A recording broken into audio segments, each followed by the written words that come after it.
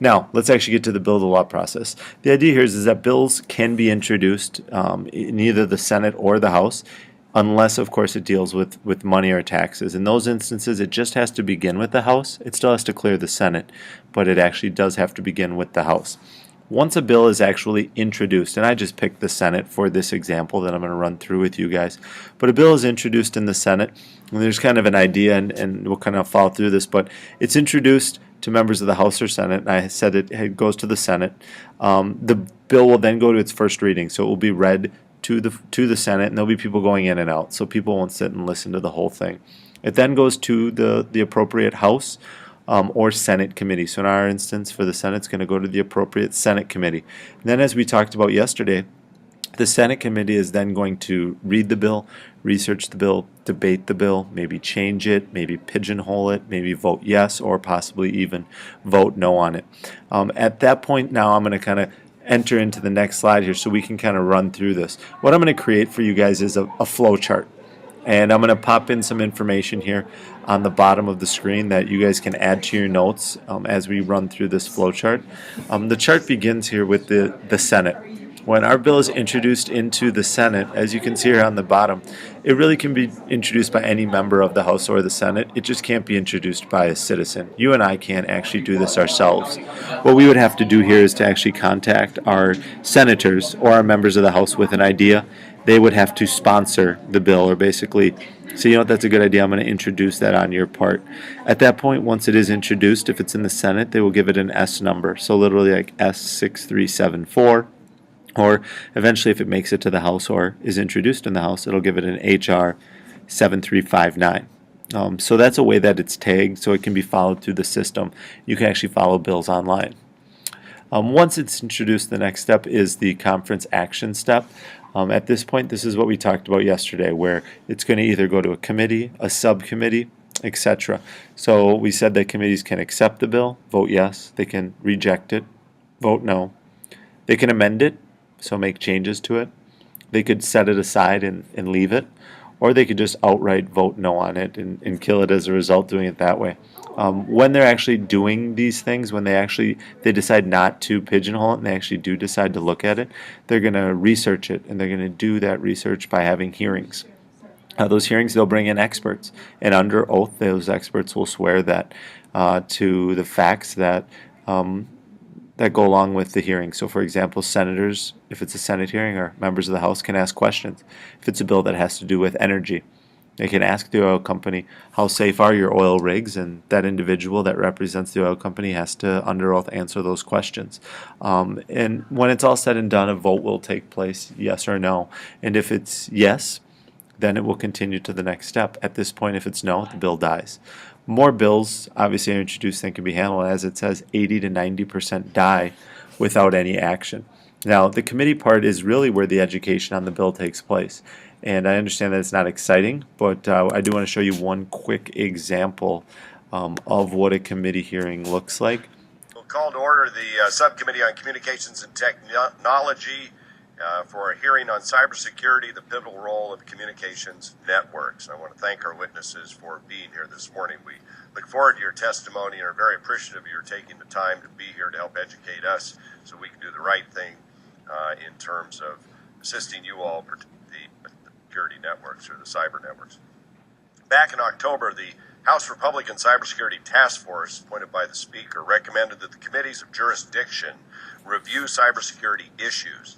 This subcommittee has embarked on a series of hearings to heed that call and to get a complete picture of the cybersecurity challenges that our nation faces.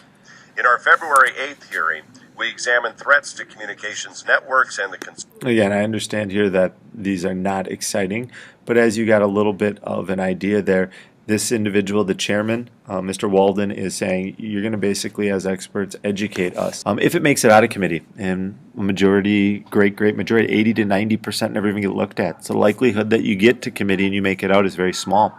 At that point, now it goes to the full Senate floor. So at this point, all 100 senators will have some input into the bill.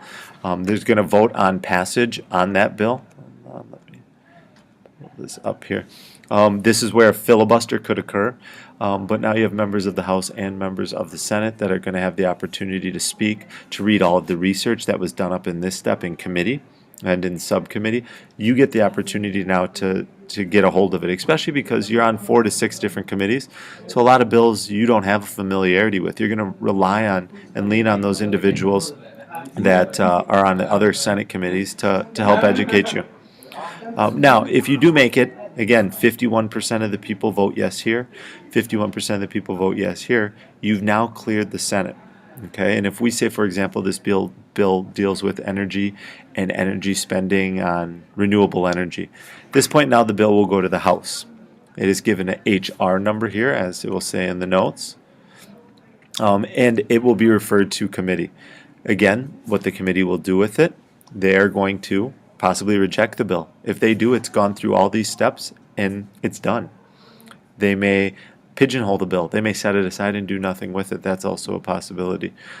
It's also a possibility that they do decide to do a full hearing on the bill. If they opt to do a full hearing on the bill, they're going to do research. They may have their own committee hearings. They're going to debate the bill. And then finally, they will vote on that bill. If, again, they vote yes, it then will continue. If they vote no, it's now dead in the water again. So as time goes by and we add this up, you figure there's a possibility that a subcommittee vote could take place, a full committee vote could take place, for full floor vote could take place for a third vote. It could be voted on again in subcommittee for a fifth vote. It then could be voted on again in full committee now. If it makes it somehow out of the House full committee, it then is going to go to the House floor. Now, what really makes this process of the House of Representatives here unique and interesting is the fact that the House of Representatives in committee has the option to make changes to the bill. So our bill that came out of the Senate could dedicate, let's say, $10 million in tax breaks to wind farms. When it gets to the Senate, that $10 million could become $20 million in tax breaks to wind farms, and they could add a rider, something that has nothing to do with wind farms. Maybe it deals with school lunches and the amount of calories that can be present in a school lunch. They add that to our energy bill. So what you see is the bill that was voted on in the Senate is drastically different than the bill that is being approached and voted on here in the House of Representatives. The House votes on the bill. If they do pass that bill, the bill giving $20 million now to farm or to wind energy as well as school lunches, it now goes to the floor debate. If they vote on it now, it's cleared both the Senate and the House. The problem is the bill that cleared the House is different than the one that cleared the Senate. This is where what is called conference action comes in, which is where basically a group that has members of the House and has members of the Senate in it both sit down. The House brings their version of the bill, the Senate brings their version of the bill. They have to come up with one final version. After coming up with one final version, a copy goes back then of the final version to the House floor and to the Senate floor, and it's voted on. If 51% of the Senate says yes to the new final version and only 45% say yes to the House's final version, the bill dies. It's come this far and nothing will happen with it beyond this. So this is that final approval step after the conference action. If it's approved, that final version has 51% in the Senate, 51% in the House. It then goes to the President at this point in time. When it goes to the President, he has some options of what he can do with it. One of his options is he can sign the bill and it becomes law. Another option is he can veto the bill, which is a formal declaration or a formal no. At that point, if he does veto it, what will happen is that vetoed bill will go back to the full House floor, back to the full Senate floor, and they can actually override that president's veto with 2/3. So the vote in favor has to go from 51 up to 66% in both the Senate and the House individually. If 66% say yes here and 63% say yes here, the veto stands and the bill will not become a law. So it's a 2/3 in each of the two. 2/3 majority. This is really tough to do because very rarely do you see that much of a majority in the Senate or in the House. So you have to have members of the president's own party voting against him in these instances. So that is a possibility. If the bill is introduced in the House, basically what we see is it's just going to go the opposite way. Okay. Now, again, what we see is that very, very few bills do become law. And as a fan of the TV show Family Guy, they've made light of this and the likelihood that bills rarely do actually become law. So we'll take a listen to this. Call me Bill, yes they call me Bill, and I'm standing here on Capitol. Oh! Okay, so obviously just kind of goofing around here, but the idea is that very few, if any, laws do actually pass our legal process, which is tough. The president has that ultimate power of veto, but that can be overridden with a 2/3 vote. So it is possible for bills to become laws without the president's signature. The Senate and the House of Representatives have the same responsibilities to introduce, debate, and vote on bills.